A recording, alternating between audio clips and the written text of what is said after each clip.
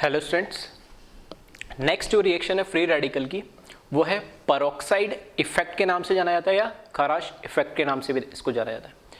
Free radical की जितनी भी रिएक्शंस है, ठीक है, ऑलमोस्ट अभी तक जो हमने पढ़े और आगे भी एक दो रिएक्शंस हम पढ़ने वाले, सभी इंपॉर्टेंट रिएक्शंस है दोनों तरीके से, बोर्ड पॉइंट ऑफ व्यू से भी, ठीक है, बोर्ड एग्जाम के पॉइंट ऑफ व्यू से भी और हमारे कंपटीशन जेईई मेंस के और नीट के एग्जाम से पॉइंट ऑफ व्यू से भी, ठीक है। तो इन रिएक्शंस को हो सके तो विद मैकेनिज्म में ध्यान रखें, क्योंकि इन रिएक्शन के मैकेनिज्म बोर्ड एग्जाम में भी पूछे जा सकते हैं। तो ये जो जितने भी हम फ्री रेडिकल वाली रिएक्शंस पढ़ रहे हैं विद मैकेनिज्म, उनको ध्यान रखना। तो ये एक इंपॉर्टेंट रिएक्शन है। अगेन पेरोक्साइड इफेक्ट क्यों बोलते हैं इसको, ठीक है। Free radical addition according to anti Markovnikov rule, ठीक है। एंटी मार्कोनिफ रूल क्या है? एंटी मार्कोनिकोफ जो रूल है ये एक्चुअली इलेक्ट्रोफिलिक एडिशन रिएक्शन में हम पढ़ते हैं नहीं, क्योंकि अभी इलेक्ट्रोफिलिक एडिशन रिएक्शन हमने पढ़ा नहीं है, तो वहां समझ में आएगा कि मार्कोनिकोफ रूल क्या होता है, उसका अपोजिट यह होता है, तो उसके आगे हम एंटी लगा दिया, ठीक है। तो यहाँ मैं मतलब दोनों उसका समझा दूंगा मतलब क्या है, ठीक है। लेकिन एक्चुअल में इंट्रोड्यूस ये इलेक्ट्रोफिलिक एडिशन रिएक्शन के लिए हुआ था और उसके अपोजिट यहाँ पर प्रोडक्ट बनता है, इसलिए हम उसको एंटी बोल देते हैं। फ्री रेडिकल एडिशन हो रहा है मतलब ऐड हो रहा है। ऐड क्या हो रहा है? अगर मैं सिंपल सी बात करूँ तो ये HBr है। तो HBr क्या होता है? फ्री रेडिकल बनाएगा, मतलब HBr में होमोलाइटिक क्लेवेज होगा, ठीक है, होमोलाइटिक फिजन होगा, H डॉट और Br डॉट बनेगा। अब मुझे देखना है जो डबल बॉन्ड पाई बॉन्ड है इसमें H डॉट का लगना है और Br डॉट का लगना है, ठीक। तो इस केस में Br डॉट यहां लगा टर्मिनल पे और H डॉट लगा बीच में। तो मैकेनिज्म से समझेंगे हम कि Br इधर क्यों लगा, इधर क्यों नहीं लग सकता था, ठीक है। और इसी के अकॉर्डिंग इसको एंटी मार्कोनिकोफ रूल क्यों बोला गया है। अब जो ये रिएक्शन है, ठीक है, इंपॉर्टेंट जो रिएक्शन है ये 3 स्टेप में अकर होती है। 3 स्टेप में मतलब पहला स्टेप होता है एक इनिशिएशन स्टेप, जो रिएक्शन स्टार्ट होती है, ठीक है। इनिशिएशन स्टेप वो स्टेप होता है जो एक बार ही होता है, एक बार ही होता है, ऐसा मतलब कि ऐसा नहीं कि कभी होगा ही नहीं, लेकिन होगा। लेकिन वो कहते हैं रिएक्शन को स्टार्ट करने के लिए एक बार, जनरली हम ऐसे बोलते हैं कि एक या बहुत लेस अमाउंट में होता है, नहीं, ठीक है, 1-2 स्टेप में मतलब 1 या 2 मॉलिक्यूल ऐसा करते हैं। फिर उसके बाद होता है प्रोपगेशन स्टेप, ठीक है। इनिशिएट होने के बाद रिएक्शन को प्रोसीड करनी है तो प्रोपगेशन स्टेप होता है। प्रोपगेशन स्टेप के अंदर क्या होता है कि वो स्टेप बार बार रिपीट होते रहे, 2 या 3 जो भी स्टेप होंगे वो बार बार आपस में रिपीट होते रहते और रिएक्शन को आगे क्या करते हैं, प्रोसीड करते, कंप्लीशन की तरफ ले जाते। और लास्ट स्टेप होता है एक टर्मिनेशन स्टेप। टर्मिनेशन नाम से मुझे पता लगा है कि वो स्टेप होने से रेयरली वो स्टेप होता है, और वो स्टेप अगर हो रहा है मतलब रिएक्शन कंप्लीट होगी और सिर्फ वही फ्री रेडिकल बचे तो वो आपस में कंबाइन होकर रिएक्शन को क्या कर देते, स्टॉप कर देते, टर्मिनेट कर देते। इसलिए हम उसको बोलते हैं टर्मिनेशन स्टेप। 3 स्टेप होते हैं। पहला इनिशिएशन जो 1 टाइम होता है, रिएक्शन को स्टार्ट करता है। फिर होता है प्रोपगेशन स्टेप जो रिएक्शन को प्रोसीड करता है, कंप्लीशन की तरफ ले जाता है। और तीसरा होता है टर्मिनेशन जो रिएक्शन का एंड करता है, ठीक है। तो इन रिएक्शंस को स्टेप्स को हम 1 बाय 1 देखेंगे। तो मैकेनिज्म से मैं स्टार्ट कर रहा हूं।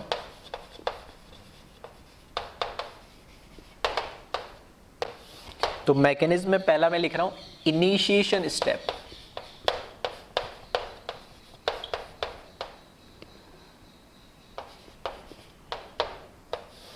ठीक है।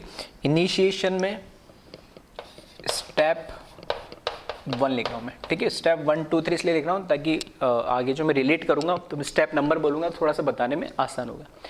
तो नाम ही पेरोक्साइड है, मतलब किसकी प्रेजेंस में हो रही है रिएक्शन, पेरोक्साइड की प्रेजेंस में हो रही है, ठीक है। खराश इफेक्ट, ठीक है, वो अलग तरीके से नाम दिया गया, ठीक है। खराश किससे कोई लेना देना नहीं, हाँ पेरोक्साइड समझ में आ रहा है कि पेरोक्साइड की प्रेजेंस में रिएक्शन हो रही है। तो यहाँ पर हमारे पास जो ये पेरोक्साइड का बॉन्ड है ROO, पेरोक्साइड मतलब ऑक्सीजन ऑक्सीजन के बीच में जो बॉन्ड होता है, ठीक है। फॉर एग्जांपल हाइड्रोजन पेरोक्साइड बोलते हैं हम H2O2। तो ये पेरोक्साइड बॉन्ड जो है इसका होमोलाइटिक क्लेवेज होता है यहाँ पे,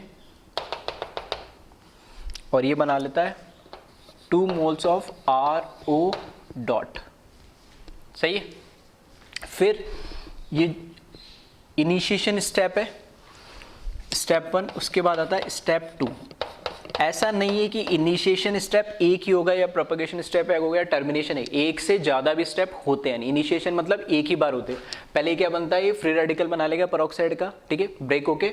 उसके बाद ये जो फ्री रेडिकल है वो HBr के साथ, जो फ्री रेडिकल है वो HBr के साथ रिएक्ट करता है और इसका होमोलाइटिक क्लेवेज होता है HBr का। ठीक है। HBr का होमोलाइटिक क्लेवेज बहुत इजीली हो जाता है, ठीक है, इसकी बॉन्ड एनर्जी इतनी ज़्यादा नहीं होती, तो इसके साथ कंबाइन हो जाता है H और ये Br डॉट यहाँ से बना लेता है। तो यहाँ से ROH प्लस Br डॉट, ये होमोलाइटिक क्लेवेज होके यहाँ पर फ्री रेडिकल बना लेता है। ये दोनों ही स्टेप 1 और स्टेप 2 है, ये स्टेप 1 और स्टेप 2 दोनों ही इनिशिएशन स्टेप कहलाते हैं, ठीक है। फिर से बोल रहा हूँ, अकेला ये इनिशिएशन स्टेप नहीं है, अकेला ये नहीं है, दोनों ही इनिशिएशन स्टेप में काउंट होते हैं, क्योंकि पहले तो ये पेरोक्साइड ब्रेक होकर ये RO डॉट बनाएगा फ्री रेडिकल, और फिर ये HBr के साथ कंबाइन होकर Br डॉट का फ्री रेडिकल बनाएगा। तो ये दोनों ही स्टेप क्या कहलाते हैं? Initiation step. फिर आ जाओ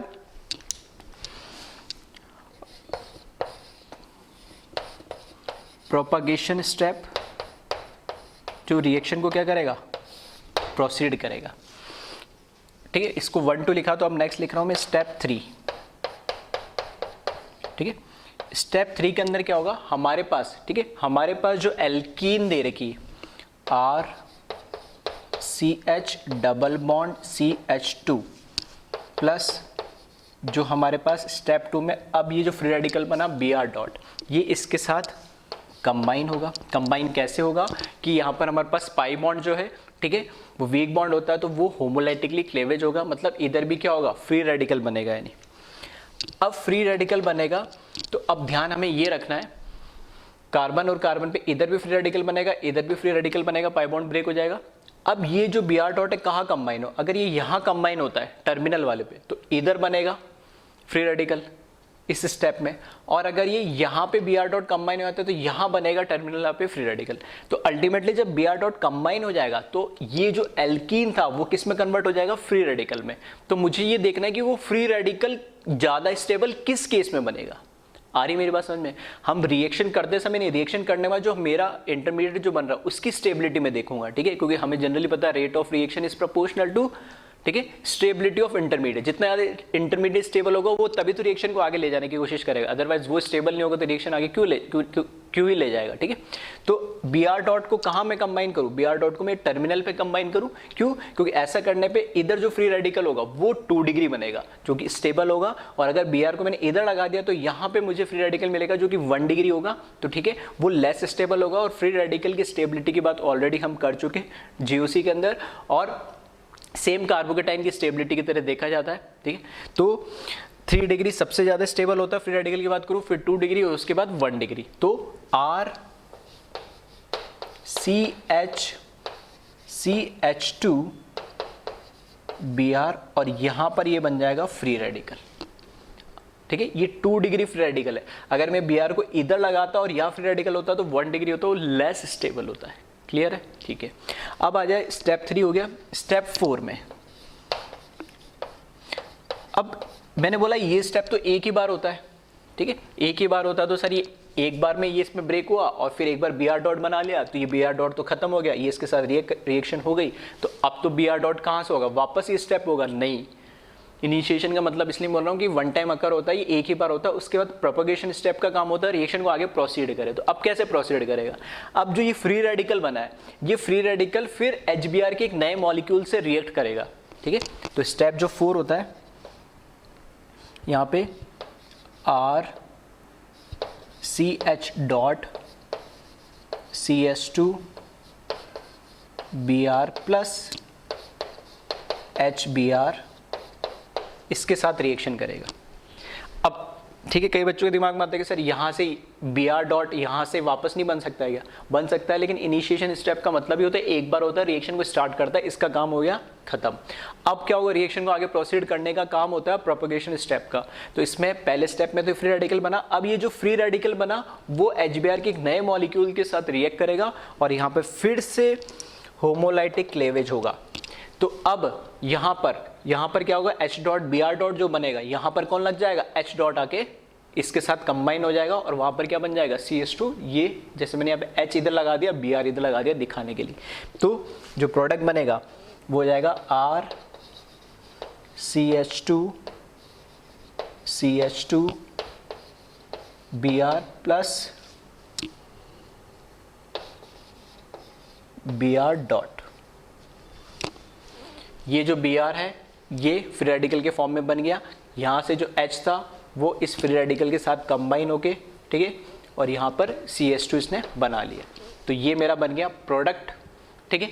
और ये फ्री रेडिकल फिर से जनरेट हो गया। अब ये फ्री रेडिकल क्या करेगा, अब ये फ्री रेडिकल फिर एक नए एल्कीन के साथ जाएगा और रिएक्शन करेगा और स्टेप 3 को रिपीट करेगा, वापस से ये बनेगा, फिर ये जो हमारा फ्री रेडिकल बना फिर एक नए HBr मॉलिक्यूल के साथ जाएगा और ये स्टेप 4 को रिपीट करेगा और वापस Br फ्री रेडिकल। मतलब स्टेप 3 और स्टेप 4 ये दोनों क्या होते रहेंगे, कंटिन्यूसली क्या होते रहेंगे, अगेन एंड अगेन रिपीट होते रहेंगे। यानी आ रही मेरी बात समझ में? मैंने क्या बोला था, प्रोपगेशन स्टेप का प्रोपगेशन स्टेप होता ही वही है जो कंटिन्यूसली क्या करे, रिएक्शन को आगे बढ़ाए। तो अब रिएक्शन को, इसका काम तो रिएक्शन को स्टार्ट करना, तो इसने तो स्टार्ट करके दे दिया है नहीं, ठीक है। अब रिएक्शन को स्टार्ट करके दे दिया, अब वही वाली बात है, मेरे को बाइक चलानी है, ठीक है। बाइक चलानी है तो मैंने चाबी को तो ऑन कर दी, ठीक है। अगर सेल्फ स्टार्ट तो मैंने ऑन करा, सेल्फ ऑन कर दिया। अब सेल्फ ऑन करने का हमें तो इंजन दूसरा स्टार्ट कर दिया, अब मेरे को आगे बढ़ानी है रिएक्शन, तो मेरे को क्या देना पड़ेगा, गियर बदलना पड़ेगा। ये स्कूटी है तो मेरे को क्या एक्सेलेटर देना पड़ेगा। ऐसा नहीं है कि हर बार मैं चाबी घुमाऊंगा और गाड़ी आगे बढ़ेगी, ठीक है। तो ये ऐसे मान के चलो इनिशिएशन का काम है इंजन को स्टार्ट करना, तो इसने स्टार्ट करके दे दिया हमें। अब रिएक्शन को आगे बढ़ाना है तो मुझे एक्सीलरेटर देना पड़ेगा, ठीक है। अब first gear, third gear, fourth gear में चलानी वो बात अलग है, तो ये हम गियर चेंज कर रहे हैं ताकि गाड़ी के आगे बढ़ते रह रहे। तो फिर से सुन लेना, ये एक बार इस इनिशिएशन में एक बार होता है स्टेप, प्रोपगेशन के अंदर कंटिन्यूसली स्टेप 3 और 4 स्टेप क्या होंगे, रिपीट होंगे और रिएक्शन को प्रोसीड करेंगे आगे। तो यहां से जो इनिशिएशन स्टेप में जो फ्री रेडिकल बना वो रिएक्ट करके एक नया फ्री रेडिकल बनाते और वो फ्री रेडिकल हर बार नए HBr मॉलिक्यूल के साथ रिएक्ट करके और Br डॉट जनरेट करेगी और ये Br डॉट वापस एल्कीन के साथ, ठीक है। तो एल्कीन के यहाँ पे देखना नए मॉलिक्यूल आते रहेंगे और HBr के भी यहाँ पे क्या होते हैं, नए मॉलिक्यूल। तो जब तक एल्कीन और HBr कंज्यूम नहीं होते, रिएक्शन कंटिन्यूसली क्या होती रहेगी, चलती रहेगी। और लास्ट जो टर्मिनेशन स्टेप होता है, ठीक है, जिसका नाम ही टर्मिनेशन है, ठीक है। टर्मिनेशन स्टेप जो होता है, तो टर्मिनेशन स्टेप कैसे होगा, ये स्टेप रेयरली होता है। रेयरली कब होगा, जब हमारे पास जो भी रिएक्टेंट है वो ऑलमोस्ट क्या हो जाए, कंज्यूम, ठीक है। तो इसमें जो Br डॉट और Br डॉट, ठीक है, ये अगर वापस से आपस में कंबाइन हो जाए,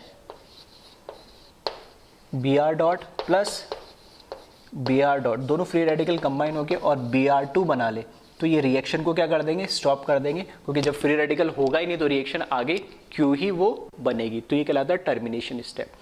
कई बार कई बुक्स में, ठीक है, टर्मिनेशन स्टेप में वो क्या करता है, जितने भी फ्री रेडिकल उनको आपस में कंबाइन कर देता है। कैसे, एक तो Br डॉट को आपस में कंबाइन कर दिया, एक बार ये भी पॉसिबल है कि ये मॉलिक्यूल इसी एक और ऐसे मॉलिक्यूल के साथ भी कंबाइन हो जाए, बिल्कुल पॉसिबिलिटी, ऐसे कोई बड़ी बात नहीं है, ठीक है। तीसरी बात, ठीक है, एक ये Br डॉट आपस में कंबाइन हो जाए, दूसरा ये मॉलिक्यूल आपस में कंबाइन हो जाए, और क्योंकि दो ही तरह के फ्री रेडिकल बन रहे, ये दोनों आपस में कंबाइन हो जाए, नहीं, ठीक है। तो 3 पॉसिबिलिटी है, लेकिन ऐसी पॉसिबिलिटी बहुत ही रेयर होती है। ऐसा नहीं कह रहा हूं बनेगा ही नहीं, हो सकता बन जाए एक आध दो मॉलिक्यूल, कोई बड़ी बात नहीं, लेकिन इन जनरल हम बोलते हैं कि जो फ्री रेडिकल, ठीक है, लिखने में कई लोग तीनों लिख देते, Br डॉट से भी करा दिया, इस मॉलिक्यूल का टर्मिनेशन इसके साथ भी करा दिया, और एक यहाँ पे Br डॉट लगा दिया, तो एक नया टाइप का मॉलिक्यूल। तो तीनों ही क्या कहलाएंगे, वो टर्मिनेशन स्टेप कहलाएंगे। प्रोपगेशन और इनिशिएशन में कैसे फर्क करोगे, इनिशिएशन एक बार होता है, प्रोपगेशन में वो स्टेप रिपीट हो जाने से, बार बार स्टेप रिपीट होने से रिएक्शन प्रोसीड होती है, तो उनको प्रोपगेशन स्टेप। तो स्टेप 3 और स्टेप 4 क्या है, प्रोपगेशन स्टेप है, और इसको लिख लेना, ये स्टेप क्या है, ये स्टेप 5 है, ठीक है, जगह नहीं मैं नीचे लिख दिया, तो ये प्रोपगेशन स्टेप जो है वो 5 है। अब इसमें इंपॉर्टेंट बात, ठीक है, ये तो हुआ रिएक्शन मैकेनिज्म, पहली बार इस तरह की रिएक्शन देखी थी इसलिए थोड़ा सा डिटेल में बताएं, इनिशिएशन, प्रोपगेशन, टर्मिनेशन, ठीक है। अब इसमें इंपॉर्टेंट बात क्या है कि ये रिएक्शन पेरोक्साइड के प्रेजेंस में तो हो रही है, कोई दिक्कत नहीं है। HBr लिया, क्या मैं HF, HCl और HI नहीं ले सकता, ठीक है, तो बिल्कुल नहीं ले सकते इसमें, ठीक है, सिर्फ और सिर्फ, ठीक है, यहाँ पर जो हैलोजन यूज होगा वो ब्रोमीन यूज होगा, ना तो ये फ्लोरीन वाले के साथ, ना तो HF ये रिएक्शन देता, ना ही HCl ये रिएक्शन देता, ना ही HI ये रिएक्शन देता, तीनों ही हाइड्रोहेलोजन जो है, ठीक है, HX जो है उसमें से सिर्फ HBr ये रिएक्शन देता है। ऐसा क्यों, ठीक है, तो ध्यान रखना, HF और जो HCl होंगे, HF और HCl, ठीक है, दोनों की साइज कम होती है, तो उनका जो बॉन्ड स्ट्रेंथ होती है, बॉन्ड एनर्जी होती है, थोड़ी क्या होती है, स्ट्रांग होती है, हाई होती है। तो बॉन्ड एनर्जी हाई होने की वजह से जो स्टेप 2 है, जिसमें होमोलाइटिक क्लेवेज होना चाहिए, ठीक है, जिसमें होमोलाइटिक क्लेवेज होना चाहिए स्टेप 2 में। किस केस में? जब HCl और HF होंगे तो ये एंडोथर्मिक हो जाएगा, एंडोथर्मिक स्टेप हो जाएगा। क्यों? क्योंकि यहाँ पे HF लिख दूंगा या HCl लिख दूंगा तो इसको होमोलाइटिकली ब्रेक नहीं हो पाएगा, और उसको अगर ब्रेक करना भी है तो मुझे बहुत ज्यादा एनर्जी चाहिए होगी, और ये स्टेप हाईली क्या हो जाता है? एंडोथर्मिक हो जाता है, इसलिए रिएक्शन आगे प्रोसीड नहीं कर पाती है। दूसरी बात, HI क्यों नहीं है?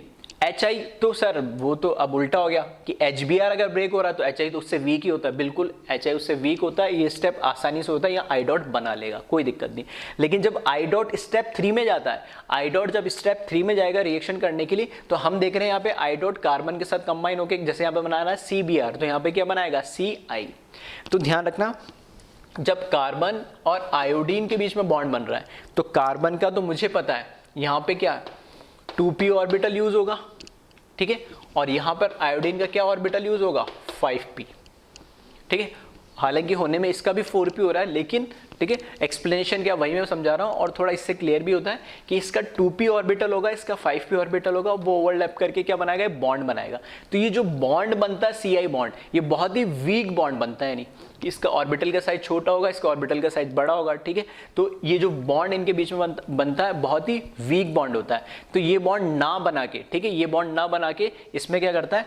I डॉट, ठीक है, I डॉट दूसरे एक I डॉट के साथ कंबाइन होके और I2 बना लेता है इसमें, नहीं, ठीक है।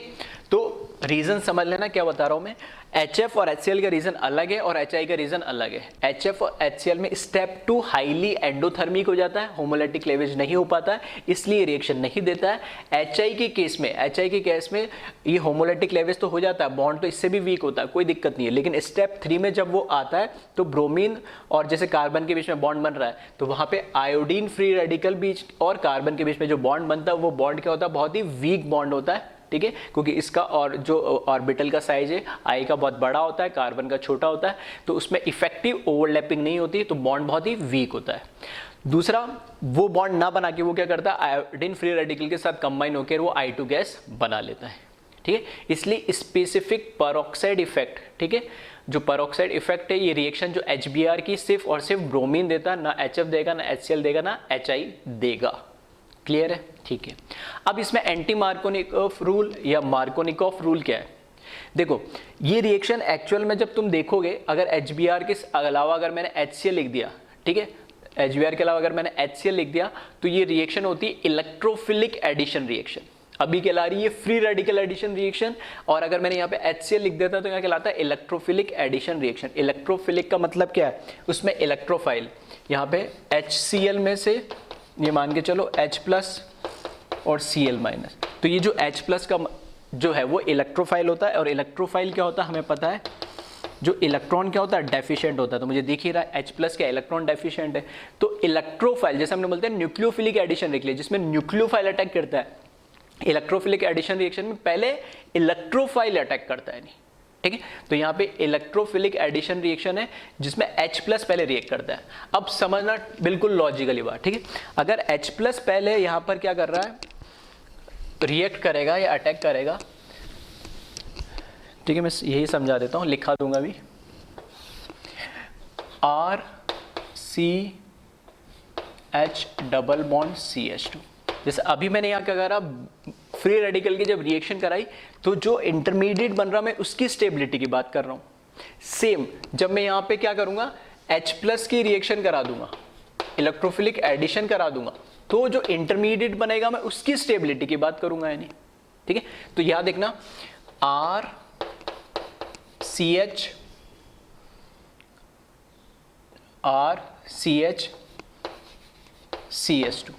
अब H प्लस जब अटैक करेगा तो ये बॉन्ड होमोलाइटिकली क्लेवेज थोड़ी होगा, कैसा होगा? हेट्रोलाइटिकली होगा, क्योंकि उसके पास क्या होना चाहिए? सामने वाले के पास न्यूक्लियोफाइल जैसा बिहेव करना चाहिए।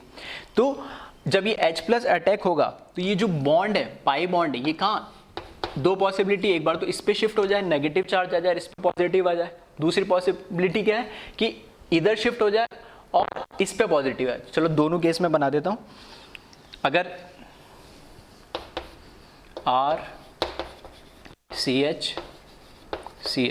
ठीक है, तो अगर H मैंने लगाया यहां पे तो इस पे कार्बोकेटाइन बनेगा और अगर H लगाया मैंने यहाँ पर तो इस पे बनेगा कार्बोकेटाइन। यही हुए, दो ही पॉसिबिलिटी है, आइदर पाई बॉन्ड इधर शिफ्ट होगा और आइदर पाई बॉन्ड इधर शिफ्ट होगा। तो इधर पाई बॉन्ड जब शिफ्ट हुआ तो H इधर लग जाएगा H प्लस के फॉर्म में, नेगेटिव इस पे प्लस इसमें, और ये हमारा इंटरमीडिएट कार्बोकेटाइन। और अगर ये पाई बॉन्ड इधर शिफ्ट हुआ तो इस पे पॉजिटिव चार्ज आएगा और H इधर लग जाएगा ये। अब बताओ दो कार्बोकेटाइन में ज़्यादा स्टेबल कौन है? ये 2 डिग्री कार्बोकेटाइन है, ये 1 डिग्री कार्बोकेटाइन है। तो क्या ये वाला प्रोडक्ट बनेगा और ये वाला प्रोडक्ट नहीं बनेगा? क्लियर है? नेक्स्ट स्टेप में जो Cl माइनस होगा, ठीक है, वो आगे इस पे लग जाएगा। आ रही बात समझ में? इस केस में पहले Br डॉट लग रहा है, उसके बाद नेक्स्ट स्टेप में H डॉट लग रहा है। यहाँ उल्टा है, क्या? पहले यहाँ पे इलेक्ट्रोफाइल आके अटैक कर रहा है और उसके बाद हमारा जो न्यूक्लियोफाइल या Cl माइनस पार्ट है वो आके अटैक कर रहा है। तो इंटरमीडिएट देखोगे तो कार्बोकेटाइन की स्टेबिलिटी देखी जाती है। तो इस स्टेप में H पहले लग जा रहा है और Cl माइनस आके बाद में लग रहा है। तो अगर यहाँ पे HCl होता तो प्रोडक्ट क्या बनता? यहाँ पे Cl आता या H आता, जबकि HBr के केस में उल्टा हो जा रहा है, यहाँ Br आ रहा है और यहाँ H आ रहा है। आ रहा है समझ में? दोनों उल्टे हैं। तो मार्कोनिकॉफ रूल जो है वो इलेक्ट्रोफिलिक एडिशन रिएक्शन के लिए, और वो रूल शॉर्ट ट्रिक टाइप में है। एक्चुअली क्या रूल, वो एक शॉर्ट ट्रिक है, हर जगह लगती भी नहीं है, ठीक है, मैं उसको बताऊंगा जब हम पढ़ेंगे क्या है वो। ये रूल क्या कहता है, मार्कोनिकॉफ रूल ये कहता है इलेक्ट्रोफिलिक एडिशन रिएक्शन में कि जब पाई बॉन्ड हो और उसमें तुम्हें, ठीक है, HCl या, ठीक है, HX तुम्हें ऐड करना है, तो उस केस के अंदर, ठीक है, उस केस के अंदर तुम्हें ये देखना है जहां नंबर ऑफ हाइड्रोजन ज्यादा है, जिस कार्बन पे, पाई बॉन्डेड कार्बन पे जिस पे नंबर ऑफ हाइड्रोजन ज्यादा है, उसी कार्बन पे नया हाइड्रोजन ऐड कर दो। शॉर्ट ट्रिक ये तो देखना, यही तो ऐड करा हमने, ठीक है। मार्कोनिकॉफ रूल क्या बोलता है? पाई बॉन्डेड कार्बन पे जिस पे नंबर ऑफ हाइड्रोजन, यहाँ 1 है और यहाँ 2 है, तो जिस पे ज्यादा है, ठीक है, अमीर को और अमीर बनाया जाता है और गरीब को और गरीब वाली गाड़ी, ठीक है। तो यहाँ ज्यादा हाइड्रोजन है 2, तो एक और नया हाइड्रोजन ऐड कर दिया, ठीक है। तो डायरेक्ट शॉर्ट ट्रिक से, और एक्चुअल मैकेनिज्म हमसे देखते कि पाई बॉन्ड शिफ्ट होता है तो कार्बोकेटाइन की स्टेबिलिटी से देखा जाता है। अब इसका उल्टा एंटी मार्कोनिकॉफ क्यों बोला गया? क्योंकि एंटी मार्कोनिकॉफ रूल के अंदर क्या गया, उल्टा क्या गया, जहां हाइड्रोजन कम है उधर हमने H को ऐड कराया, ठीक है, इसलिए इसको एंटी मार्कोनिकॉफ रूल बोलते हैं, ठीक है। ये बस समझाने के लिए मैंने इधर बता दिया, इसको नोट या वैसे करने की जरूरत नहीं है, लेकिन चाहो तो कर सकते हो साइड में, और इसको डिटेल में हम इलेक्ट्रोफिलिक एडिशन रिएक्शन में पढ़ेंगे ही। हाँ, यहाँ पे जो पेरोक्साइड इफेक्ट क्या है, इस पेरोक्साइड की वजह से ये मैकेनिज्म, ठीक है, सिर्फ इसकी वजह से ये मैकेनिज्म क्या हो गया, फ्री रेडिकल हो गया। अदरवाइज कैसा होता है, ये इलेक्ट्रोफिलिक एडिशन रिएक्शन देता है। क्लियर है? तो एक बार इसको कॉपी कर ले और कुछ पॉइंट्स और इस पे कुछ क्वेश्चंस भी हम प्रैक्टिस करते हैं,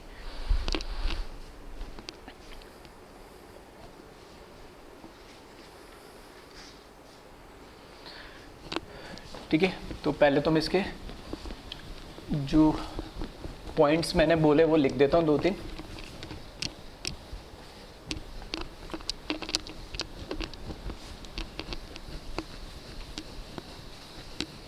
फर्स्ट पॉइंट तो लिख लेना कि ये रिएक्शन, ठीक है, पेरोक्साइड इफेक्ट सिर्फ और सिर्फ HBr शो करता है,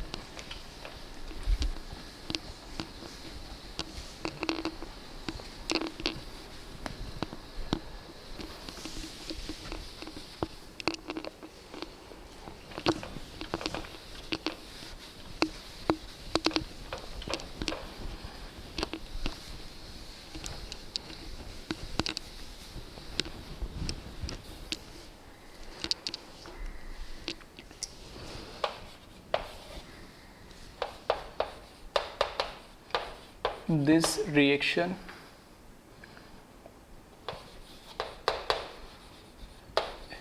given by only HBr, ठीक है, because homolytic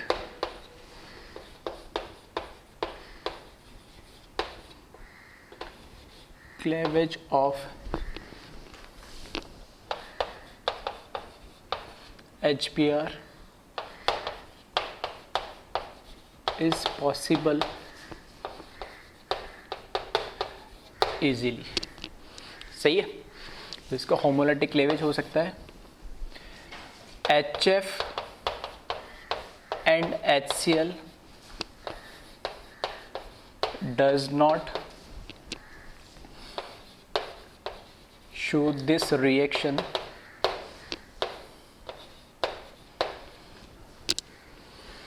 due to high bond energy. और third, HI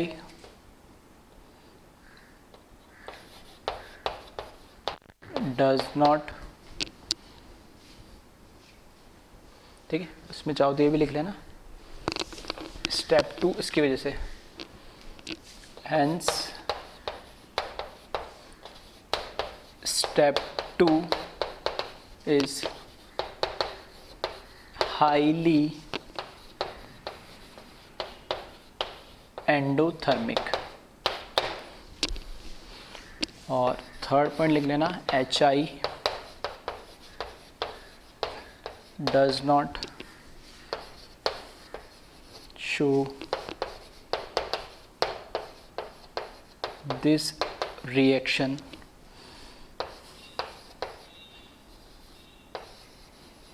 because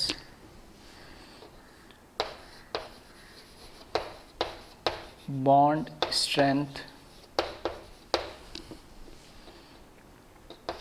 of carbon and iodine is very poor, hence iodine free radical combine itself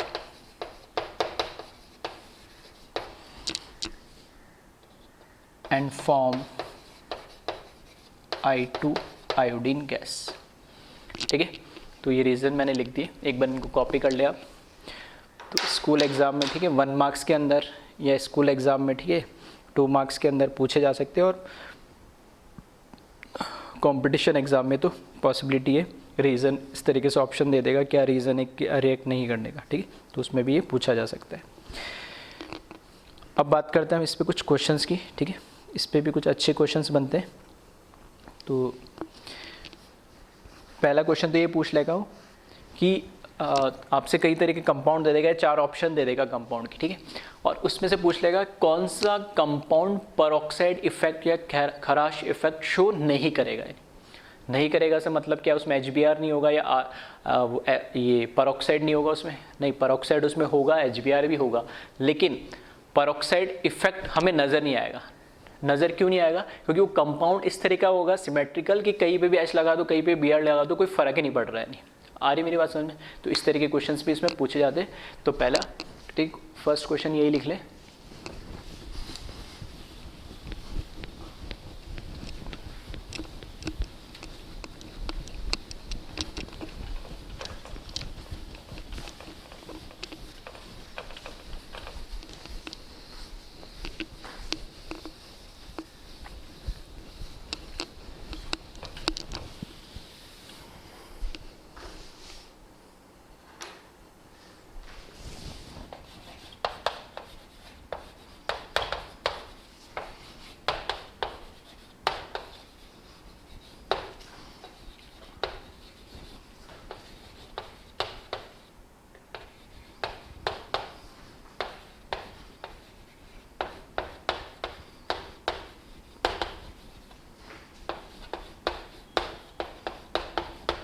ठीक है, which of the compound does not show peroxide effect. ठीक है, first option तुम्हें दे दिया इसमें, second,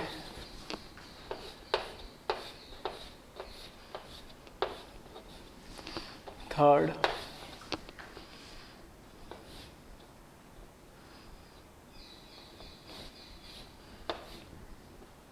and fourth,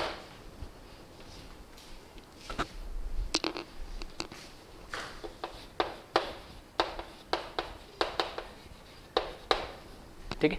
तो 4 option दे दिए, उसमें से बताना पेरोक्साइड इफेक्ट कौन सा शो नहीं करेगा. ठीक है, तो एक बार चाहो तो वीडियो पॉज करके थोड़ा सा सोच ले आप.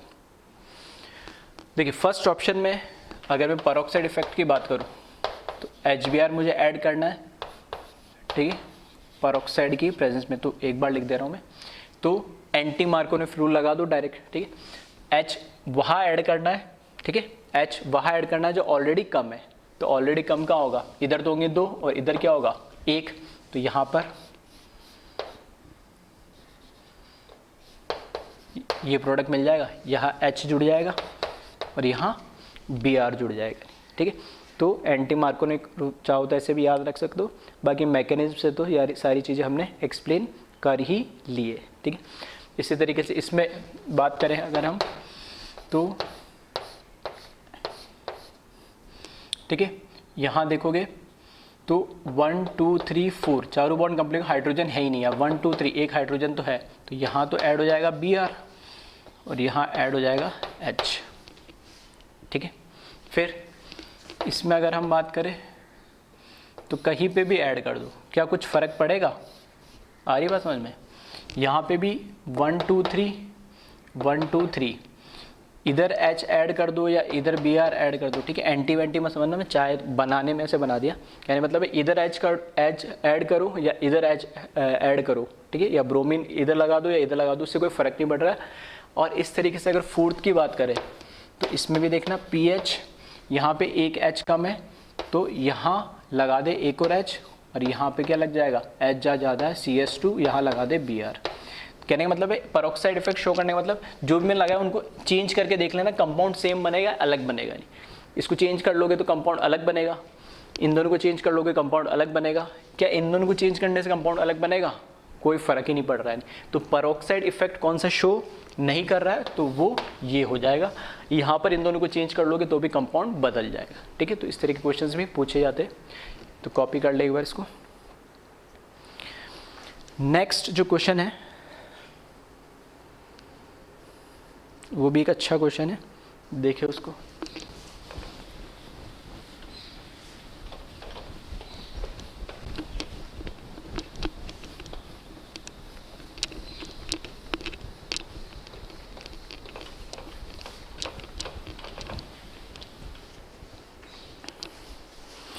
ठीक है, नेक्स्ट क्वेश्चन में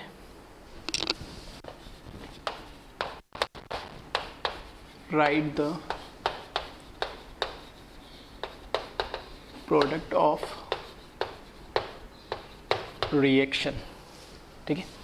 फर्स्ट क्वेश्चन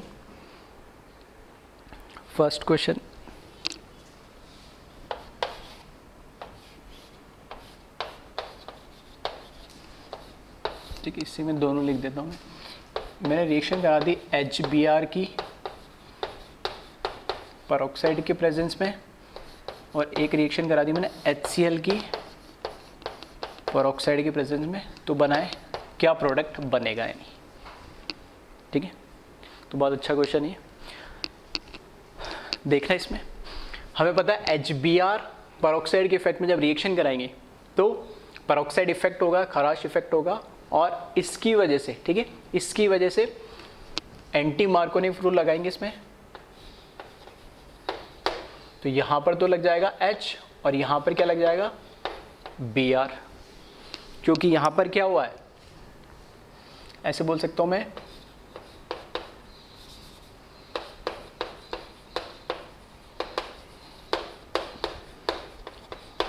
पेरोक्साइड इफेक्ट हुआ है और एंटी मार्कोनिकॉफ रूल लगाया आपने। इसका जब मैं प्रोडक्ट बनाऊंगा तो भले ही पेरोक्साइड हो जाए उससे कोई फर्क नहीं पड़ता है, क्योंकि HCl तो पेरोक्साइड इफेक्ट शो ही नहीं करता है, ना HF करेगा ना ही HI करेगा। तो अब क्या, कौन सा मैकेनिज्म, यहाँ हमने पेरोक्साइड इफेक्ट, या मैं बोल सकता हूँ फ्री रेडिकल एडिशन हो रहा है, ठीक है। और मैं ऐसे भी बोल सकता हूँ इसको चाहो तो, यहाँ पर क्या हो रहा है, फ्री रेडिकल एडिशन हो रहा है, और यहाँ पर क्या होगा फिर H+ और Cl-, इलेक्ट्रोफिलिक एडिशन होगा नहीं, और इलेक्ट्रोफिलिक एडिशन होगा तो अभी पढ़ चुके हम, मैंने बताया था, ठीक है। मैकेनिज्म में क्या होता है, कार्बोकेटाइन इंटरमीडिएट बनता है, तो पहले H जुड़ेगा और H जुड़ेगा तो यहाँ जाएगा, क्योंकि कार्बोकेटाइन वहाँ जो बनेगा वो 3 डिग्री बनेगा और ज़्यादा स्टेबल होगा। तो इस केस में H यहाँ जुड़ जाएगा और Cl यहाँ आ जाएगा, जबकि इस केस में उल्टा हुआ। ऐसा क्यों? क्योंकि यहाँ पर इलेक्ट्रोफिलिक एडिशन रिएक्शन होती है और शॉर्ट ट्रिक में हम क्या बोलते हैं, ये मार्कोनिकॉफ रूल को फॉलो करता है। ठीक है, तो इस तरीके से ध्यान रखा ऐसे क्वेश्चंस भी। नेक्स्ट क्वेश्चन, ठीक है, कॉपी कर ले इसको। नेक्स्ट क्वेश्चन में मैं रिएक्टेंट भी मैं बना दे रहा हूँ, चलो ठीक है, प्रोडक्ट भी मैं बना दे रहा हूँ। बस आप ये सोच ले कि प्रोडक्ट बना कैसे है। ठीक है, अगर आप इतना सोच पा रहे तो मतलब आपको मैकेनिज्म क्लियर हो रहा है और उससे आप क्वेश्चन सॉल्व कर पाओगे, अगर कैसा भी थोड़ा भी उसमें ट्विस्ट उसने डाल दिया। ठीक है, स्पेशली एडवांस लेवल पे। तो एक क्वेश्चन देखिए इसमें, नेक्स्ट सेकंड लिख देता हूँ। यहाँ पर हमें CH3 CH double bond CH2 इसकी रिएक्शन करवा दिए और इसकी रिएक्शन करवा दिए कार्बन, ब्रोमीन और 3 क्लोरीन पेरोक्साइड के प्रेजेंस में। ठीक है, चाहो तो पहले तो इसका प्रोडक्ट बना दो, क्या इसका प्रोडक्ट बनेगा या नहीं बनेगा, और बनेगा तो क्या बनेगा। ठीक है, मैं चलो बता देता हूँ कैसे बनेगा, वो तो आप सोच लेना। मैं कह रहा हूँ प्रोडक्ट तो बनेगा CH3 CH CH2। ठीक है, तो यहाँ पर Br लगा दिया मैंने और यहाँ पर CCl3 लगा दिया। बस इतना सोच ले कि प्रोडक्ट बना कैसे है। ठीक है, जिन लोगों ने ये, ठीक है, मैकेनिज्म लिख के देखना पड़ेगा तुम्हें, तभी कर पाओगे। तो वीडियो पॉज करके चाहो तो ट्राई कर लेना। ठीक है, मैं बता रहा हूँ, इधर देखिए। स्टेप 1, ठीक है, स्टेप 1 में क्या होता है, जो हमारे पास पेरोक्साइड होता है वो फ्री रेडिकल में क्या होता है, ब्रेक हो जाता है। ठीक है, स्टेप 2 में जो हमारे पास फ्री रेडिकल बना है वो किसके साथ रिएक्शन करता है, BrC, जो हमारे पास, ठीक है, HBr दे रखा होता है उसके साथ रिएक्ट करता है। तो यहाँ ये हमें HBr नहीं देखे, CBrCl3 दे रखा है नहीं। तो अब पॉसिबिलिटी, अगर ये फ्री रेडिकल मैकेनिज्म से अगर रिएक्शन हो रही है, ठीक है, चाहे तो एग्जाम में लिख देगा वो कि फ्री रेडिकल मैकेनिज्म को फॉलो कर रहा है।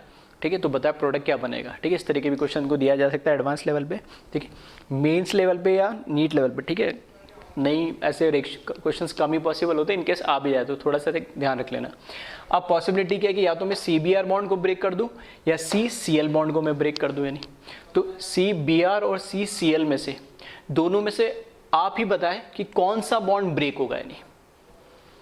ठीक है, तो ये तो क्लियर है कि कार्बन के साथ क्लोरीन का बॉन्ड और कार्बन के साथ ब्रोमीन का बॉन्ड की अगर मैं बॉन्ड स्ट्रेंथ की बात करूंगा तो कार्बन ब्रोमीन जो बॉन्ड होगा वो वीक होगा। ठीक है, इजीली ब्रेक हो जाएगा। ठीक है, होमोलाइटिकली ब्रेक होने के चांसेस उसके ज्यादा रहेंगे। ठीक है, क्योंकि ब्रोमीन की साइज बड़ी है क्लोरीन से, तो यहाँ पर ओवरलैपिंग इतनी इफेक्टिव नहीं होगी, तो ब्रेक हो जाएगा इजीली।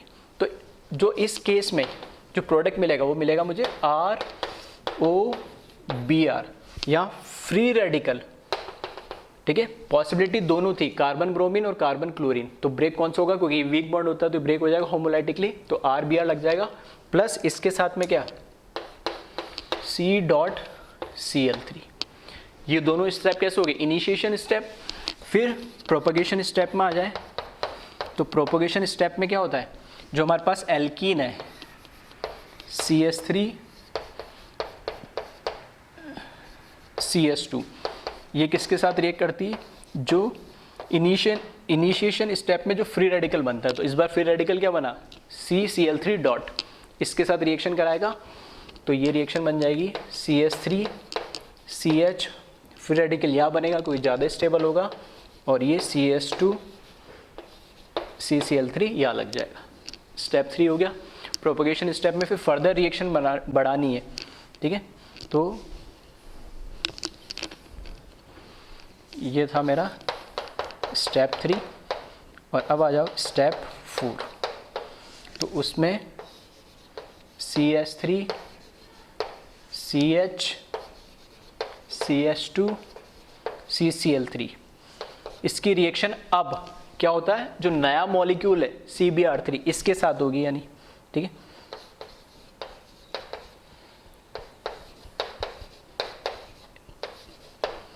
फिर से वही बात कि कौन सा बॉन्ड ब्रेक होगा, तो बॉन्ड तो यही ब्रेक होगा, ठीक है।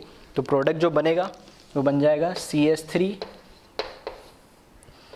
यहाँ पर फ्री रेडिकल के साथ लग जाएगा bromine CH CH2 CCl3 plus यहाँ पे वापस से CCl3 डॉट फ्री रेडिकल बन गया, ठीक है। फिर से देख लें एक बार। फर्स्ट स्टेप में तो कोई दिक्कत ही नहीं। सेकंड स्टेप में पॉसिबिलिटी हमें चेक करनी थी कौन सा बॉन्ड ब्रेक होगा, तो कार्बन ब्रोमीन बॉन्ड ब्रेक होगा, क्योंकि ये कैसा होता है वीक, तो ये ROBr बन गया और ये मेरा फ्री रेडिकल बन गया। ये इनिशिएशन स्टेप कंप्लीट हुआ। प्रोपगेशन स्टेप में एल्कीन के साथ जब ये रिएक्ट करेगा तो स्टेबल क्या बनेगा, फ्री रेडिकल बन गया, कोई दिक्कत नहीं है। फिर ये जो फ्री रेडिकल बनता है, ये फ्री रेडिकल क्या करता है, ये फ्री रेडिकल ही फिर नए मॉलिक्यूल के साथ क्या होता है, कंबाइन होता है, ठीक है। पिछला जो मैकेनिज्म ओरिजिनल हमने लिखा था उस केस में उसको देख लेना, ऐसा ही कुछ हो रहा था। तो ये जो फ्री रेडिकल बना है इसके साथ ये फिर इसके साथ रिएक्शन करेगा, तो वापस पॉसिबिलिटी बॉन्ड कौन सा ब्रेक होगा, तो Br होगा, तो यहाँ पे Br लग गया, और ये CCl3 तो पहले से इस पे लगा हुआ था। अब जो CCl3 यहाँ पर फ्री रेडिकल जनरेट हुआ, ठीक है, वापस किसके साथ रिएक्शन करेगा, नए एल्कीन के साथ रिएक्शन करेगा, और स्टेप 3 को क्या करेगा, रिपीट। वापस से ये फ्री रेडिकल बनेगा, नए Br CCl3 के साथ रिएक्शन करेगा, और स्टेप 3 और 4, ठीक है, स्टेप 3 और 4 ये क्या होते जाएंगे, रिपीट होते जाएंगे, ठीक है। और रिएक्शन को क्या करेंगे, कंप्लीशन की तरफ से ले आएंगे, और लास्ट टर्मिनेशन स्टेप वो एज सच इंपॉर्टेंट नहीं होता है, तो फ्री रेडिकल आपस में कंबाइन होकर रिएक्शन को क्या कर देंगे, स्टॉप कर देंगे, ठीक है। तो एक बार इस पेरोक्साइड इफेक्ट को देख लें, ठीक है। इससे रिलेटेड क्वेश्चंस वैरायटी में मैंने बता दी, और इंपॉर्टेंट मैकेनिज्म ध्यान रखें, स्कूल पॉइंट ऑफ व्यू से भी ये इंपॉर्टेंट है बोर्ड एग्जाम के लिए, ठीक है। तो इसको एक बार कॉपी कर लें।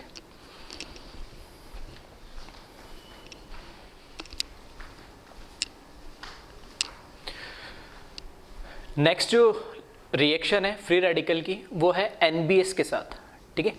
NBS का मतलब है N ब्रोमोसक्सिनामाइड, ठीक है। तो वही लिखा है मैंने, N ब्रोमोसक्सिनामाइड, शॉर्ट में NBS बोलते हैं। NBS की रिएक्शन कहाँ देखने को मिलती है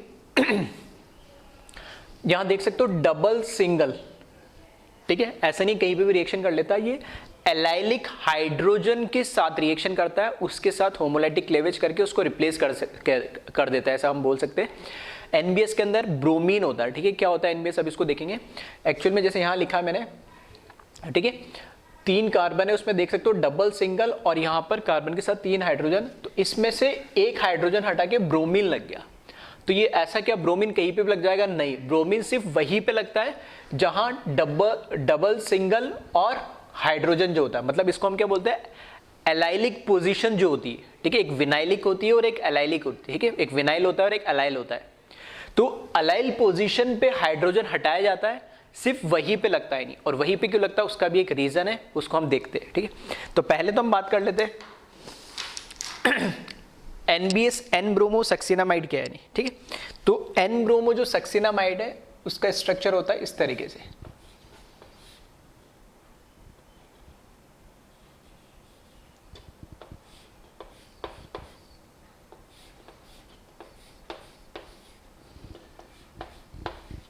और इसके साथ लगा हुआ होता है ब्रोमीन, ये है NBS।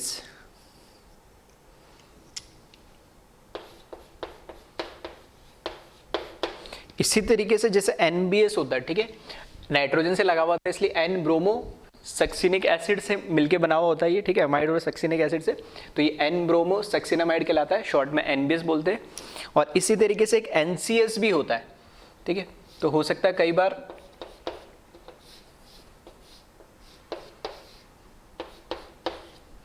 ब्रोमीन नहीं लगा के क्लोरीन लगा दे, ठीक है, तो इसको शॉर्ट में लिख रहा हूँ मैं, इसको चाहो तो फुल नेम लिख लेना, मैंने NCS लिखा है, इसको N-क्लोरोसक्सिनामाइड बोलेंगे यानी, ठीक है। तो ये तो बात हुई इसकी स्ट्रक्चर की यानी। अब ये रिएक्शन होती कैसे उसको हम देख लेते हैं, ठीक है। तो ये रिएक्शन जो हुई इसके मैकेनिज्म की अगर हम बात करें,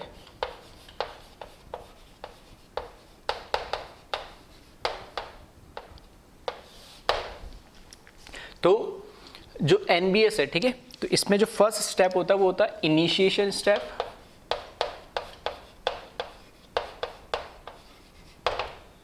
ठीक है। इनिशिएशन स्टेप में क्या होता है,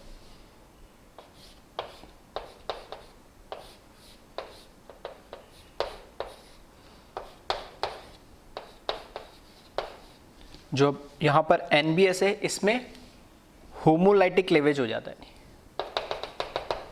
होमोलाइटिक क्लेवेज होगा और ये बना लेगा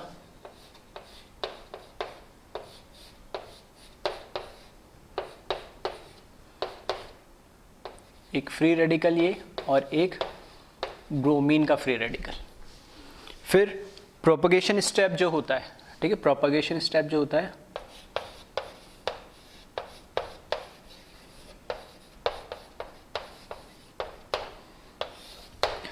प्रोपगेशन स्टेप में जो हमारे पास जो एल्कीन दे रखी है, ठीक है, एलाइलिक एल्कीन दे रखी है, इसके साथ इसकी रिएक्शन होती है और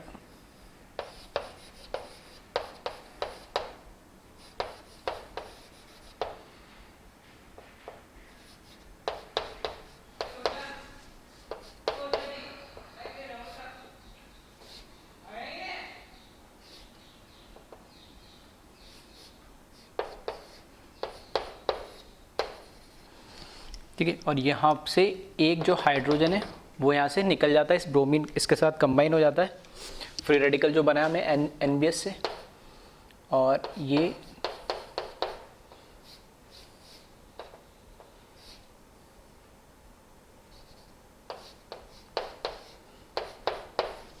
ठीक है, इस तरीके से यहाँ से H इसके साथ कंबाइन हो गया और ये एलाइलिक फ्री रेडिकल बन जाता है।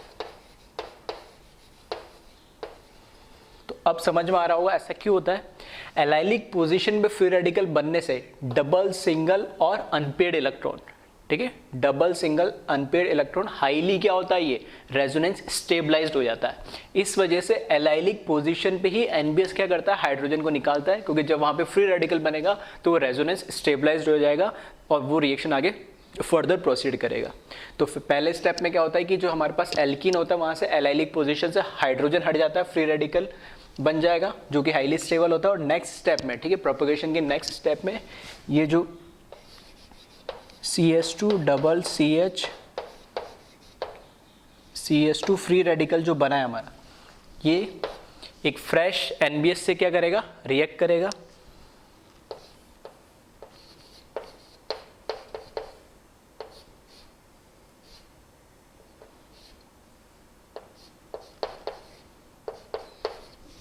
और यहाँ पर फिर इसमें होमोलाइटिक क्लेवेज होगा और यहाँ से हमें प्रोडक्ट मिल जाएगा CH2 double CH2 CH2 Br plus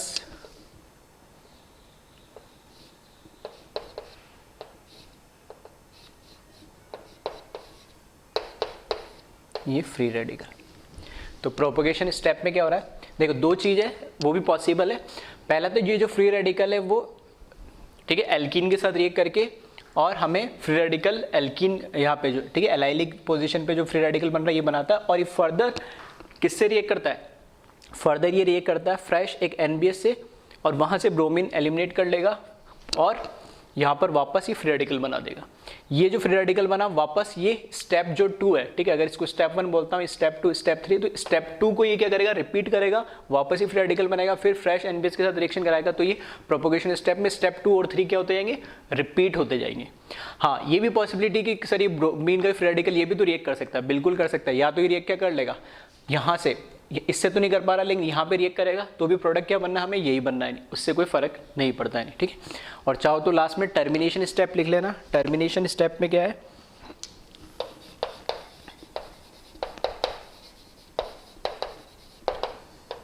तो टर्मिनेशन स्टेप में देखो ये दोनों वापस कंबाइन होके भी बना सकते हैं, रेयर स्टेप होता है टर्मिनेशन में, ठीक है, लेकिन ये दोनों कंबाइन होके भी बना सकते हैं, या ब्रोमीन ब्रोमीन के साथ भी कंबाइन हो सकता है, ठीक है, इस तरीके से। तो मैं यहाँ पर ब्रोमीन फ्री रेडिकल के साथ कंबाइन होके Br2 ये भी बना सकता है, लेकिन ये बहुत रेयर मॉलिक्यूल्स होते हैं, नंबर ऑफ मॉलिक्यूल्स ये बहुत कम होते हैं। नहीं, इसी तरीके से अगर कहीं NBS ना दे के NCS दे दिया तो बस ब्रोमीन की जगह क्या लग जाएगा, क्लोरीन लग जाएगा, नहीं, ठीक है। तो ये NBS की रिएक्शन होती है। NBS की रिएक्शन की खास बात क्या है, हमेशा एलाइलिक पोजीशन पे ही ब्रोमीन लगेगा। और क्यों लगेगा, क्योंकि जो इसमें इंटरमीडिएट बन रहा है, ठीक है, वो हाईली रेजोनेंस स्टेबलाइज्ड होता है, ठीक है। तो एक बार इसको कॉपी कर ले और फिर इस पे कुछ क्वेश्चंस काफी अच्छे बनते हैं, उनको हम देख लेते हैं। नहीं,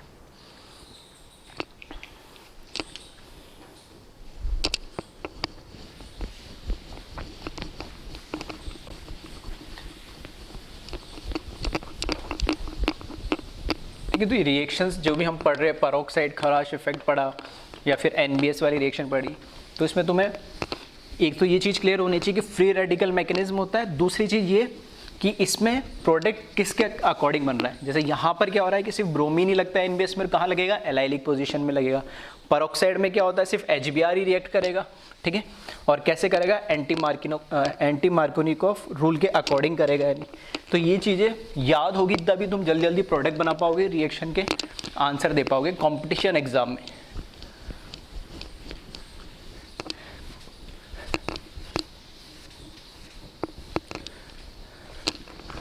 तो इसमें लिख ले question,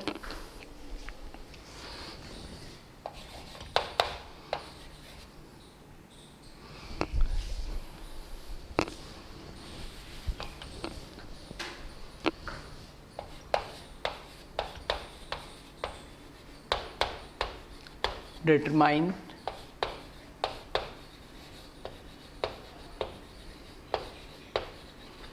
total number of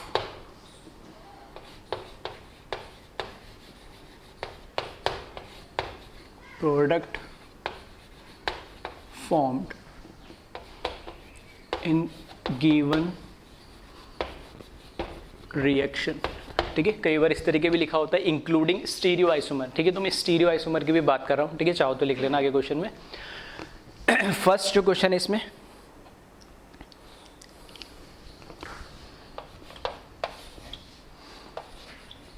CH3 CH double bond CH CH3, ठीक है, इसकी रिएक्शन हमने करा दी है NBS के साथ,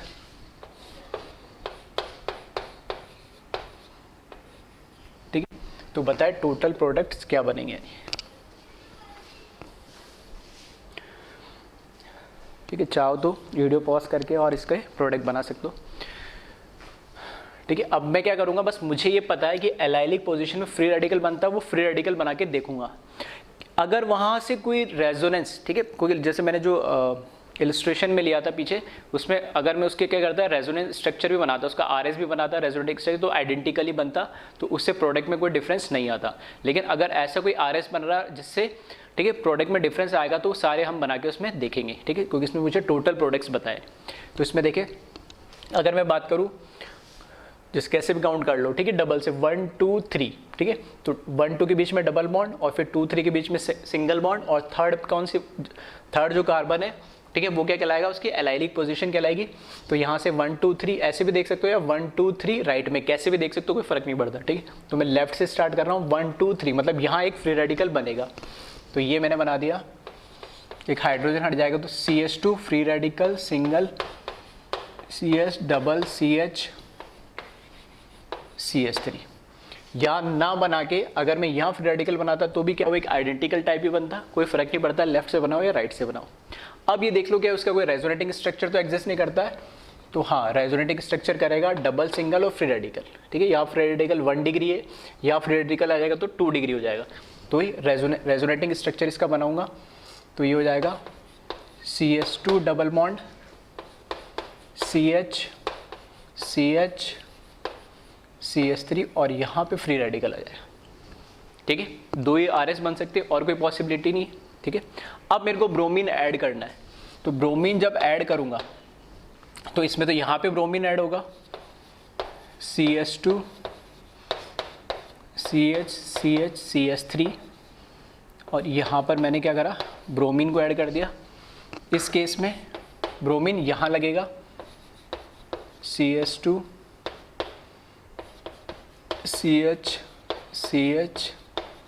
CH3, और ये मतलब 2 प्रोडक्ट बनेंगे। क्या 2 ही प्रोडक्ट बनेंगे इसमें, क्या और कोई पॉसिबिलिटी है? तो अगर ऐसे देखो तो इसके अकॉर्डिंग तो 2 ही प्रोडक्ट मिल रहे हैं। यहाँ पे 1 डिग्री पे लगा हुआ है और यहाँ पे 2 डिग्री पे ब्रोमीन लगा हुआ है। अब इसमें खास बात ध्यान रखें, डबल बॉन्ड है तो देख लेना कहीं GI तो नहीं बन रहा है, ठीक है, सिस ट्रांस या EZ तो नहीं बन रहा है। नहीं तो डबल बॉन्ड है तो एक पे देखना हाइड्रोजन है और दूसरा क्या हो जाएगा, CH3 वैलेंसी। इस वाले कार्बन जो डबल बॉन्डेड ये वाला कार्बन है, एक पे हाइड्रोजन है और दूसरे पे ये पूरा एक साथ, मतलब अलग अलग है। तो मैं क्या बोल सकता हूँ इसमें, EZ बोल सकता हूँ, ठीक है। तो यहाँ पर एक प्रोडक्ट तो एक तो बनेगा E और एक बनेगा Z फॉर्म इसका, ठीक है, ज्योमेट्रिकल आइसोमर बनेगा यहाँ पे। यहाँ पर बात करूँ मैं तो डबल बॉन्डेड कार्बन के पास E के कार्बन पे दोनों क्या हो गए, सेम ग्रुप या एटम हो गए, तो ये ज्योमेट्रिकल आइसोमर तो शो नहीं कर सकता जो इसकी कंडीशन है। लेकिन यहाँ पे देखना ये भी sp2 कार्बन है, ये sp3, ये sp3, ये वाला sp3 है तो 3 हाइड्रोजन सेम है तो कोई कायरल सेंटर की बात नहीं है। लेकिन ये वाला कार्बन जिसपे एक हाइड्रोजन लगा हुआ, एक मिथाइल, एक ब्रोमीन और रिमेनिंग ये ग्रुप, तो यहाँ पर ये जो कार्बन है, ठीक है, ये जो कार्बन है कैसा है, कायरल सेंटर हो गया है, नहीं, ठीक है, कायरल कार्बन हो गया। और कायरल है तो R एंड S 2 फॉर्म इसके पॉसिबल है, यानी तो इसके 2 और इसके 2 टोटल कितना हो गए, 4 प्रोडक्ट, ठीक है। तो यहाँ पर ध्यान रखना टोटल इस केस में, ठीक है, टोटल कितने, 4 प्रोडक्ट बनेंगे। तो इस तरह के क्वेश्चंस जो बनते हैं इसमें NBS वाले वो काफ़ी अच्छे बनते हैं। उसमें पहले तो आपको देखना एलाइलिक पोजीशन का है, उस एलाइलिक पोजीशन पे फ्री रेडिकल लगा दो और फ्री रेडिकल लगाने के बाद देख लो, ठीक है, फ्री रेडिकल लगाने के बाद देख लो उसका कोई रेजोनेटिंग स्ट्रक्चर ऐसा बन रहा है जो उसके आइडेंटिकल तो नहीं है, ठीक है, आइडेंटिकल है तब तो कोई दिक्कत नहीं, और आइडेंटिकल नहीं है तो वहाँ पे भी प्रोडक्ट बनने की पॉसिबिलिटी है। और प्रोडक्ट बनने के बाद भी देख ले कोई ज्योमेट्रिकल आइसोमर या ऑप्टिकल आइसोमर तो नहीं बन रहा है, ठीक है। तो ऑप्टिकल के लिए कायरल सेंटर देख लो और ज्योमेट्रिक के लिए EZ या सिस ट्रांस देख लो। नेक्स्ट एक और एग्जाम्पल देखते हैं इसमें,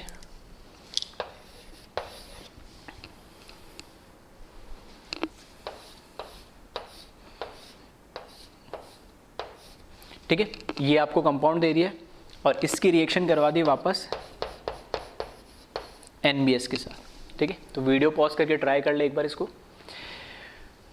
यहाँ से देखें किसी कहीं से भी काउंट कर लो, 1 2 के बीच में डबल बॉन्ड और 3, ये एक एलाइलिक पोजीशन होगी, या फिर 1 2 और 3 ये एक एलाइलिक पोजीशन होगी। दोनों देखोगे तो दोनों के आइडेंटिकल है, कहीं पे भी बना दो, ठीक है। तो मैंने क्या करा,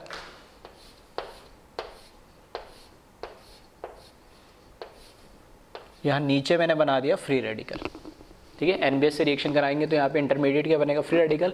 अब इसमें देख लो रेजोनेंस करवा के देख लो, रेजोनेंस करवाऊंगा तो यह डबल आ जाएगा और यहाँ पर क्या आ जाएगा, सिंगल आ जाएगा। क्या वो आइडेंटिकल होगा, नॉन आइडेंटिकल होगा, ठीक है, सेम ही होगा, कोई फर्क पड़ना ही नहीं है उस पर, ठीक है। तो यहाँ पर क्या कर दो, बस इसका अब ब्रोमीन लगा दो, यहाँ पे ब्रोमीन लगा देंगे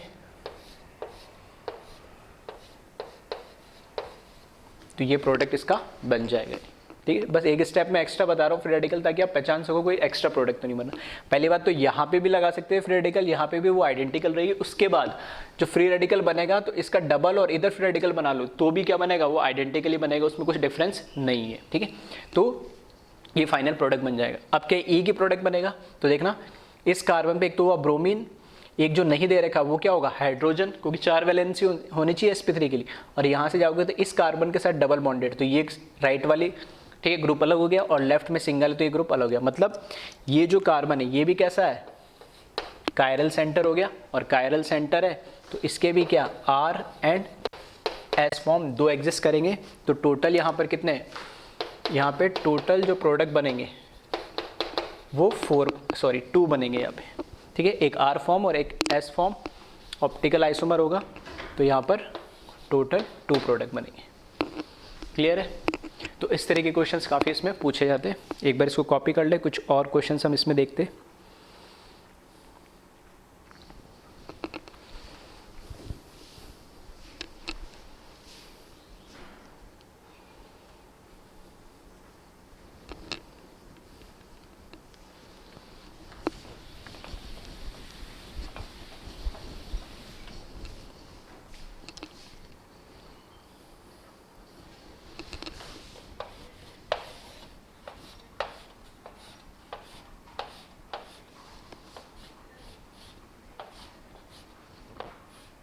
ठीक है, इसकी रिएक्शन करवाए NBS के साथ और टोटल प्रोडक्ट्स बनाए, कितने बनेंगे।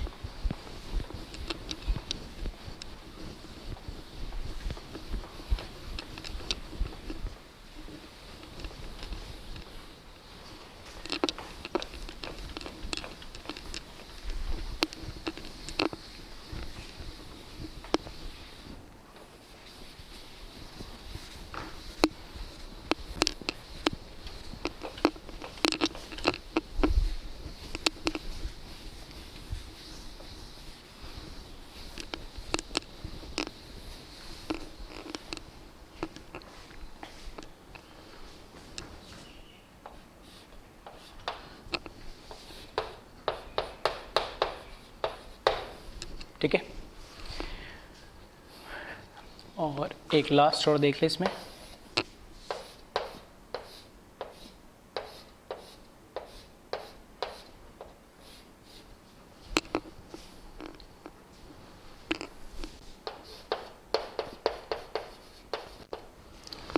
थर्ड में देखें, कहीं से भी स्टार्ट कर लो, 1 2 3 1 2 3 1 2 3 1 2 3, सारी पोजीशंस कैसी है, आइडेंटिकल है।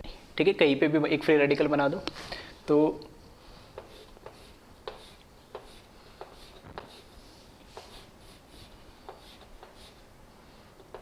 मैंने यहां बना दिया फ्री रेडिकल। ठीक है, अब इसका एक रेजोनेटिंग स्ट्रक्चर बना के देख लो, आइडेंटिकल लेनी है। तो 1 2 3, तो पाई बॉन्ड इधर शिफ्ट होगा और फ्री रेडिकल का आ जाएगा, इधर आ जाएगा। तो इसका रेजोनेटिंग स्ट्रक्चर मैंने बना दिया, ये इधर और ये आ गया इधर। अब वहां पे देखना 2 डिग्री फ्री रेडिकल है और यहाँ पर कितना है 3 डिग्री, तो दोनों अलग अलग है। इसके अलावा और कोई रेजोनेटिंग स्ट्रक्चर बन सकता है, नहीं।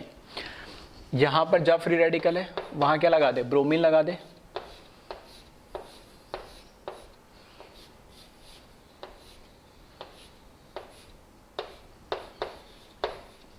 और इसमें यहां लगा दे ब्रोमीन।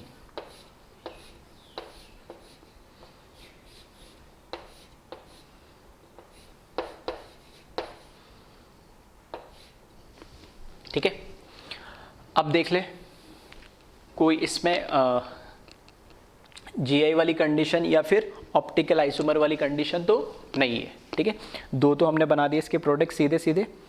अब इस केस में देखें तो GI तो पॉसिबल नहीं है इसमें। ठीक है, और यहाँ देखें इस कार्बन को, ठीक है, इस कार्बन को देखें तो इस कार्बन पे एक तो लगा ब्रोमीन, एक यहाँ से लेफ्ट जाओगे तो सिंगल बॉन्ड, यहाँ से राउट जाओगे तो डबल बॉन्ड, 2 वैलेंसी अलग होगी, और जो नहीं दे रखा वो क्या है, हाइड्रोजन। तो यहाँ पर ये कैसे हो जाएगा, कायरल सेंटर, तो एक R फॉर्म और एक S फॉर्म बन जाएगा। दो इससे यहाँ देखोगे तो एक ब्रोमीन, ठीक है, एक इधर जाओगे तो 1 2 3 4 पे डबल बॉन्ड आ रहा है, जबकि 1 2 3 4 पे सिंगल बॉन्ड है। मतलब ये भी अलग है, ये भी अलग है, और ये तो अलग दिख ही रहा है नहीं। ठीक है, तो ये भी क्या हो जाएगा, कायरल सेंटर, और इसके भी क्या हो जाएंगे, R एंड S फॉर्म। तो दो इससे बनेंगे, दो इससे बनेंगे, और टोटल प्रोडक्ट कितने बन जाएंगे इसमें, 4। इसमें आ जाए, ये तो बेंजीन रिंग है, बेंजीन रिंग के ऊपर इथाइल लगा हुआ है, तो और तो कहीं 1 2 3, ये तो क्या आ गया, डबल बॉन्डेड आ गया। तो इसके अंदर, रिंग के अंदर तो कोई एलाइलिक पोजीशन नहीं है। हाँ, 1 2 3 ये एक एलाइलिक पोजीशन है, तो यहां मैं बना दे रहा हूं फ्री रेडिकल।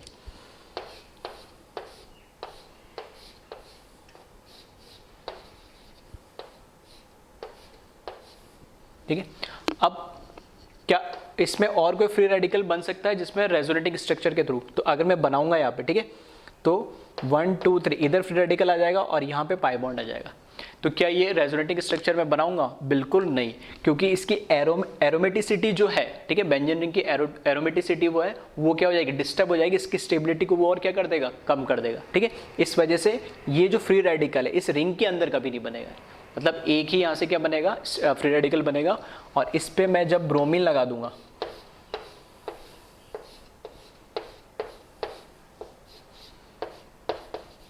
ये लगा दिया ब्रोमीन, तो अब देख ले इसमें और कोई, ठीक है, GI तो पॉसिबल नहीं है, मिथाइल ब्रोमीन, एक जो नहीं दे रखा हाइड्रोजन, और ये ग्रुप अलग, तो वापस C क्या बन गया, कायरल सेंटर बन गया इधर और कायरल सेंटर बन गया, तो यहाँ पे भी R and S 2 product possible है। ठीक है, तो इसमें टोटल प्रोडक्ट कितने बनेंगे, इसमें भी 2 बनेंगे। ठीक है, तो इस तरह के क्वेश्चंस आपको काफ़ी मिल जाएंगे। एनबीएस जहाँ पे भी देखिए उसका मतलब है ब्रोमीन को लगाना है एलाइलिक पोजीशन पे, जहाँ पे लगा रहे हो आप फ्री रेडिकल बना के, और उसके जितने भी, पहले तो ये देख लो फ्री कितनी पोजीशन पे हमारे पास